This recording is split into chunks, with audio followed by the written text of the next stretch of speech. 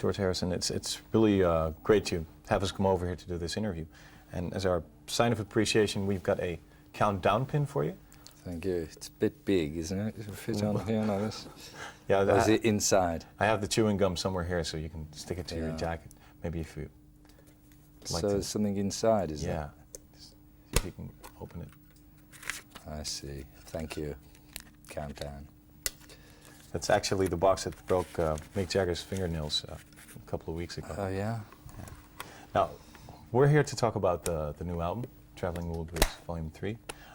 First, though, I'd like to know, because this is the first chance we have to ask you about that, how actually did the Wilburys project come about? On the new record, or originally? Originally. First time it came about, I just made a record called Cloud 9. In Europe, you know, they make those 12-inch singles, and they usually like to have an extra song on the record. So they asked me for an extra song, and I didn't have one already recorded.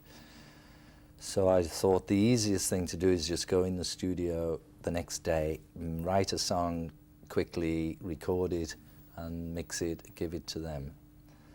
And so that night I had dinner with Jeff Lynne, who was having dinner with Roy Orbison. We all had dinner together. And I said, well, tomorrow I'm going to go find a studio and go in someplace, make up a tune, and make this record.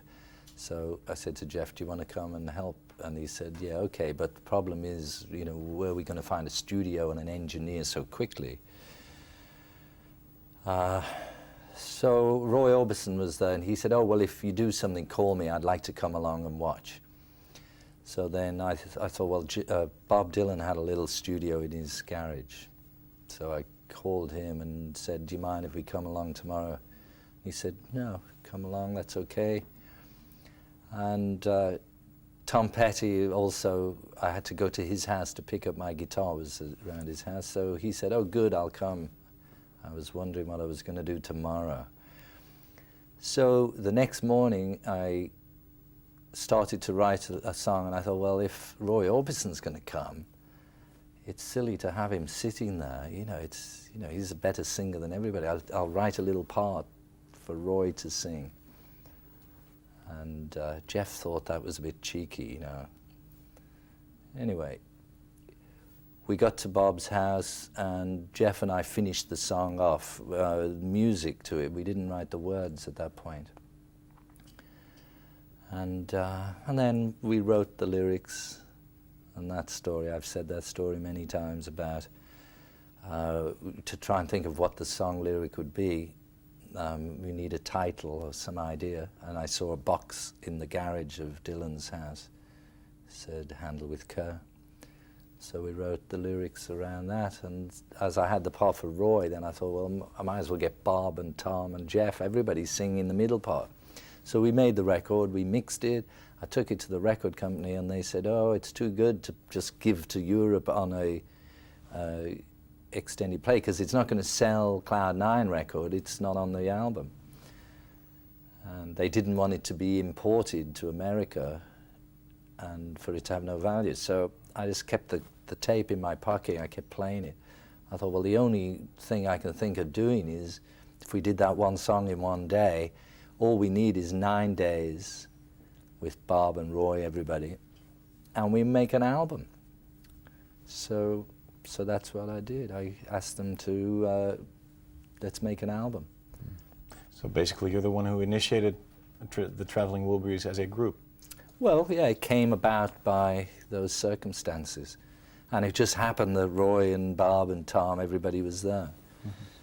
What was the main objective for the Traveling Wilburys? Just to have fun, or? Yeah, just to write songs quickly, not get hung up about it, and just see what happened, really, and have fun. Mm-hmm. Well, when I first read the bio and the info on the Traveling Wilburys, I thought it was brilliant, you know, call everybody a Wilbury. Who came up with that? Well, I just thought that, you know, it would be, I mean, there was always those groups in the 70s, they made these superstar groups, and we hated that, you know, the idea of these famous people all trying to make a record. Most of the records weren't that good, you know, it doesn't mean it's going to be good if you just get these famous people together. Mm-hmm. I wanted to avoid that totally. If you look at the record, it doesn't have anybody's name on. Now, with the new record, everybody knows, obviously, who it is, but for the first record, it was a surprise, and we didn't put our names, we just made up silly names, and even the credit to the record company like CBS, where you have to say, Bob Dylan appears courtesy of CBS. Well, even that it says Lucky Wilbury. But they didn't notice, you know, I put that on to see. I thought they were going to complain, but they didn't. And was it really as a plan to stay anonymous at first? Yeah. And just to prolong the anonymity as long as possible. Right. Did you ever expect that it will be so successful as it is right now? Well, by the time we finished the record, like we did the songs, wrote the songs in the 10 days, but Jeff Lynne and myself then produced it into the album, so we spent a little bit more time working on it. Mm-hmm. And by the end of it, we thought it was a good record. I thought if just by the people who were on the record, that's good enough maybe in America to sell 400,000 or 500,000 copies, but if it's not good music, then it won't really sell anymore. It doesn't matter who it is. And the record, obviously people liked it and it did very well, so I was happy about it. But I didn't expect anything, really. And doesn't the success put the same pressure on you as it did like when you each were solo? You mean for the new record? Yeah. Well, as Tom Petty said in an interview we did in America, he said there was so much pressure we decided to avoid Volume 2 and just go straight to Volume 3 where there was no pressure. Yeah, whose idea was that, to name it Volume 3? This will drive the collectors crazy. Yeah. Oh, I thought of that because it was, it's obvious, you know, Volume 1, Volume 2. It's too obvious, you know, you had to make it Volume 3, just you know, for the change. Well, each of you are very successful and busy musicians. Wasn't it hard to get everybody back together and to write and record again? Yeah, it was just a matter of timing, just find out when. Once I knew that Bob was interested to make a new record, then it was a matter of just finding when he had the space in between his tour. He's always on tour. And how does it work? Are you basically all friends or colleagues, or do you hang out with each other? Or? Yeah, we hang out together, yeah. Mm-hmm. But the fact that they live, Tom and Bob live in the States, so you know we see them when we go over there, or if they're on tour, we see them. We spend most of the time when we're making the record. Mm-hmm. And who the others are really close, like Tom Petty and Bob Dylan, who hang out with each other? Well, you know, Tom toured for a couple of years with Bob, but they don't sort of hang out that much together when they're not on tour. Jeff and Tom, and they get on well, but Jeff doesn't really hang out with Bob either. Well, Bob's always on the road. Mm-hmm. Okay, and when he comes home, he wants to be alone. I suppose so. Mm-hmm. Now, I heard you wrote 14 songs in 2 days? No, that's a bit of an exaggeration. We wrote 2 songs a day for the first 5 days, and then the following week we got together again. We did 5 songs in one day with the drummer, all live. But that's the basic structure of the song. That isn't with the lyrics and the melody. We then wrote the words later. And how does that work? You all sit in one room and just sit down like this, and instead of having microphones and cameras, we have guitars. Mm-hmm. Now, how long totally did it take you to complete the album, Volume 3? Well, if you add up all the days, it was about 6.5 weeks. Usually bands, I mean, you hear like Tears for Fears took 3 years to record an album. Do you think that's... It sounds like as well, doesn't it? Mm-hmm. It sounds like it took 3 years. Do you think spontaneous? Yeah. Well, we all, when we made solo albums, we take longer because it's difficult to, you know, to make sure that you're doing the right thing. In the Wilburys, it's a totally different situation with 4 people there. You know, when you write the words, if 1 or 2 people don't like that particular line, then you just write it again. But by the time you've written the words, or are singing the words, then you know that that's final, and that'll do. So you don't get hung up on it because there's shared responsibility. So also in the structure of the songs, or the chord change, or the attitude that the song has, it's much easier to determine, because if the moment everybody agrees and starts playing it, you know that's good enough for me if they all like it. Now about the new names. You changed name. You're Spike now. Spike Yeah, Wilbury. it's just, you know, just a joke, really. I mean, the newspapers already start, you know. At first they didn't know what was happening, and then they all get cocky and they think, you know, oh yeah, Charlie Jr., Tom Petty, you know. So I just thought, just change the name just to keep them on their toes. So with the next album, Volume 5, you'll probably change names again. Yeah. Now it's almost 2 years ago since Roy Orbison passed away. Is his influence still there on this album, in a way? Well, I don't know about his influence, but his, I mean, we still have the same feeling about him as we had when he was in the band. And, I mean, we don't sit around talking about him that much, but, and we don't actually write, I think if he was there, you'd tend to write more thinking about his voice, but this time we just wrote tunes, you know, whatever came out that felt good, we used. We didn't think too much about, you know, obviously about Roy's kind of songs. And I understand there was some talk about replacement, but... It was talk in the newspapers mainly. We never talked about it, because you can't replace him. You could get any number of other people if you wanted, if you needed other people.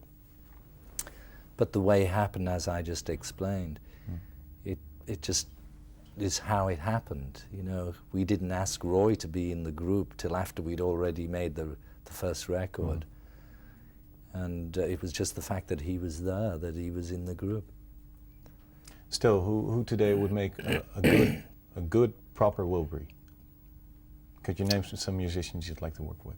I don't know. There's a lot of musicians I'd like to work with, but the thing about the Wilburys was it just happened, you see. And the moment you start to try and contrive, well, we could have this person, it'd be easier just to make a new group, you know. In fact, that would be the thing. If you wanted to work with other musicians, rather than put them in the Wilburys, it'd be easier just to invent a new name and make a new, different kind of album. Okay, Gary Moore is on the brand new single. Yeah. How did that come about? Well, Gary lives by me. He's my neighbour, and he's been around for a long time. But I've known him just about four or 5 years now. Since he moved, he lived near me. When we did that song, I just thought, well, it had to have a guitar solo put on it, and I could just imagine me or Jeff Lynne trying to figure out a guitar solo that would not really be in that style. And I thought, well, why not just get Gary to play it? He came along, it took him 5 minutes. It's brilliant, great player. You think he's one of the best guitar players in the world? He is, actually. I don't know if from his records yet, if that's come across, but I've had the privilege of seeing him playing, you know, just in a little room, quietly, and he's incredible. I mean, apart from the fact that he's fast, it's not just the speed that impresses me, but he's got a great sense of melody and improvisation, and also pitch. You know, when he bends those strings, he goes straight to the note. It's not all flapping about, you know, in between, like a lot of players. What do you think is keeping him from going all the way in his albums, like doing basically everything? Well, you know, he started out with a like heavy metal kind of record. Now his new album, or his latest album, is sort of backed off from heavy. That heavy is sort of, it's like blues, but more sort of heavy blues. But I think he's going to, you know, become more and more focused in what he likes and what he wants. I mean, I like to hear him play some things on acoustic guitars or all different kinds of things. Because, you know, there's more to him than what you hear just in that loud, big Marshall stack of amplifiers, you know, that kind of style. Traveling Wilburys, Volume 3. Do you still listen to it? Are you proud of the album? Yeah, I love it a lot, really. Very happy with it. Are you more happy with it than Volume 1? Well, I think in a way it's a stronger record. It's more integrated. The first one, we, you know, was so new to us. We didn't really know what was going to come out of it. We just started to make it and we finished it and then we heard what it was like. It's only when you put them all together and you see what it is. But now we had 2 years and also we were more comfortable, I suppose. It was easier to get together and write new songs. So all the songs were written together. I think it has more of a group feel, possibly, than the first one. I did like the first one a lot when it was done, because it was such a surprise. But I think the second one's just got a bit more bottle. Second album, yeah. I know. What's going to be the title of the third album? Ever thought about that? We don't even know if we make one yet. We have to wait and see if we make a third album, and we see what it's called at that time. Probably Volume 13B or something like that. Who knows? Now, when are the Traveling Wilburys actually going to travel? Well, we're traveling all the time. I just travel now to get here. And when are they going to travel? On the road constantly. Yeah, but when are they going to travel with instruments? Together, you mean halls, to do a concert? Yeah. I don't know. Ever thought about it? To wait and see. Everybody, all the time. That's all everybody talks about. But at the moment, we don't have any plan. But it doesn't mean it may never happen. Maybe we'll do something. Okay. Now, what's been your best experience up until now with the Traveling Wilburys? What's really the good thing about it? Well, just the whole thing about it. Just the fact that we were able to get together and produce 2 albums and 4 videos, to me, is it's sort of a bit of a small miracle, really. And then the pleasure of and the fun of writing the songs, recording them, and the various other things that have happened because of the Wilburys. It's just a nice thing, you know. It's a good thing. We're all good friends. It's nice to be able to. It's an excuse to hang out together, really. Hang out and being paid for it. Now, the Traveling Wilburys donated a song to the Romanian Angel Appeal. Well, being married to the woman who initiated the Romanian Angel Appeal, what else did you have to do with it? How did that come about? Well, she's organizing it, really. I mean, apart from the fact that I helped put together the album and that we recorded the one song, I don't really have any involvement with it. I mean, I don't go to their offices and find out what's happening. I hear all about it because she's involved every day, and I see all the faxes that keep coming through. I know what's happening with it, but apart from just being there and giving advice, and as I say, will help to get the album, to help create some money. I'm not really involved day to day. You hear it during dinner. Yeah. Where do you get your inspiration from? I know Paul Simon in the Simon and Garfunkel era used to go and sit in the bathroom, lights out, to have his inspiration come up. Where do you go? We just sit in the room where we're writing the song, and we make up the basic song, maybe without the words. Maybe we get an idea or a title, but when we've put the song down onto tape, and then we'll sit down and get a pen and a paper and say, okay, what's this song about? And we start writing like that. It's usually pretty quick. I mean, the songs, some of them, they had a lot of lyrics that taken a little bit of time. Still maybe only 2 hours, because there's so much input from 4 people. Okay, well, we wish you lots of luck with the album. Thank you. And we hope to see you in the Countdown studio real soon. All right, thanks a lot. Thank you. Thanks a lot. Hi! Hi, this is Stevie Wonder, and you're watching Europe's #1 rock show.